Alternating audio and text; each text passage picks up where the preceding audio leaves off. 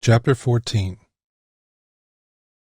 The expedition had been at sea for 3 weeks, and, as expected, the day-in, day-out tedium laid bare all the insecurities of each individual man on board. Hernan had said it well to Arturo. The sea makes a man come face to face with all that is in his soul, and forces a man to come to grips with anything that makes him question his resolve and any decisions made. Making this voyage in honor of their father was a big decision. As much as they avoided the anxiety of indecision while getting ready for their travels, now the brothers had nowhere else to go. They came face to face with the roar of a lion which previously had no name. Now, though, it was as plain as it was overwhelming. Guilt. Both Arturo and Hernan finally admitted they should have stayed with their wives. Even if they discovered a path to the West Indies, it still wouldn't bring their father back from the dead. At best, it would create a new path of commerce. At worst, it would be the same as if the marauders who killed their father killed them as well. It would leave their wives as widows and Joselito without a father. Each passing day caused the men to get the priorities of their lives in better perspective. Perhaps that would be the best treasure found on this trip, making them better husbands and fathers. Maybe this trip wasn't such a bad thing after all, or at least that one reason. The brothers now carried the burden their respective wives had already been carrying for quite some time. It was the burden of wishing they could be with the one they loved. As time went on, and with no way of telling their respective wives how much they loved them, Arturo decided to create a letter to Valera as an overture of love. As he started writing, the words came slowly. But with each passing second, the thoughts quickly changed from a trickle to a raging torrent. When he was done with his letter, Arturo felt both drained and relieved. To my dear wife, Valera, and my precious son, Joselito. As I sit here writing this letter, I must admit I feel conflicted. I made my noble intentions clear to you as we prepared for this trip, but reflecting on the events of my life over the last months I spent with you, I can now see there was one important thing lacking in all my preparations for this voyage. What was missing was paying more attention to your feelings and what I put you through. Leaving my wife and my child while I went off in pursuit of this goal appears, more and more, to be a fool's errand. As time goes by, I am tortured by how much I miss your loving caress every night. As we sail to what we hope is the eastern shore of India, I am reminded in the hours of darkness of you and my precious son.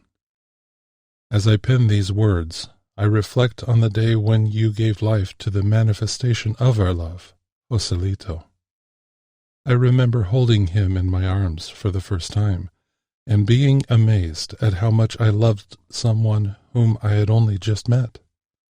As I prepared for this trip, I kept thinking how important it was for him to see manly resolve in the face of his father.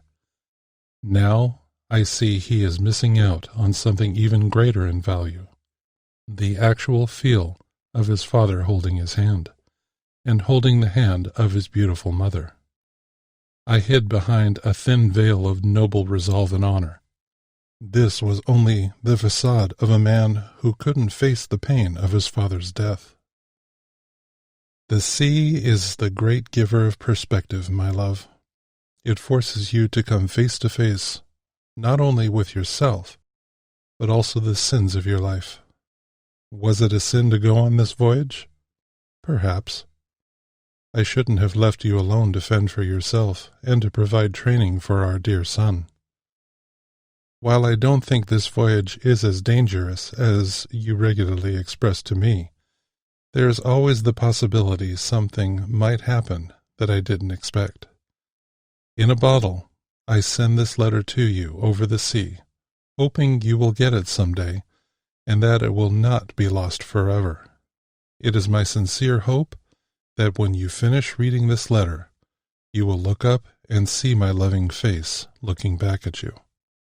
But, my love, if that isn't the case, and something has happened resulting in your not sharing the rest of your life with me, I want you to know I am sorry for the obvious loss you have experienced.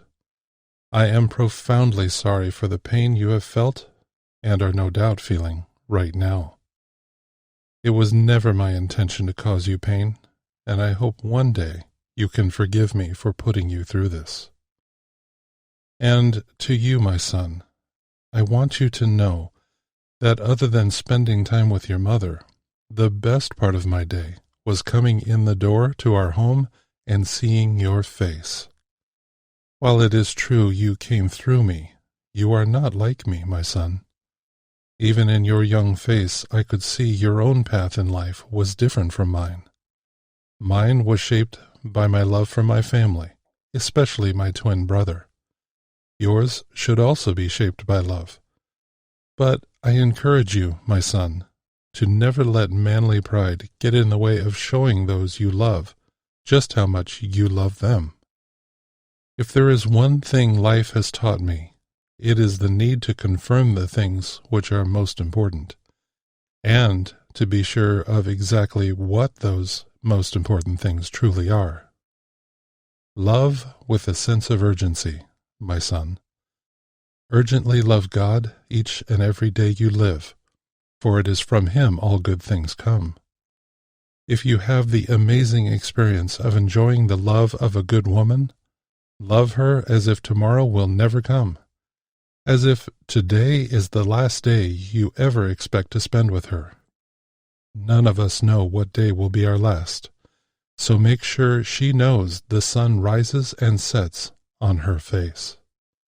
No matter what you invest in your wife, she will give it back to you 100-fold.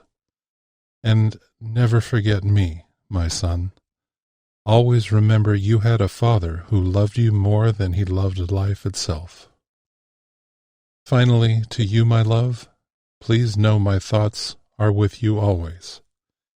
If, because of some unforeseen event, I do not remain by your side for the rest of your life, please know my biggest desire is for you to be happy. If I have moved on to the next life and am no longer among the living, all I ask is you not allow your memories of me to keep you from having happiness. I do not wish to be remembered in that way. Each time you think of me, I want a smile to be upon the lips I kissed so many times. If your happiness leads you to find a new man who makes you whole, my sincere hope is that he be at least half as happy and complete as you have always made me. You have my blessing. Eternally yours in this life and in the next, Arturo.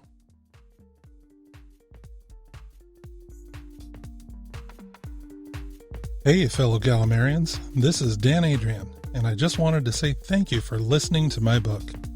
If you can, please click like down below because it really helps me bring these videos to you and lets me know what you like.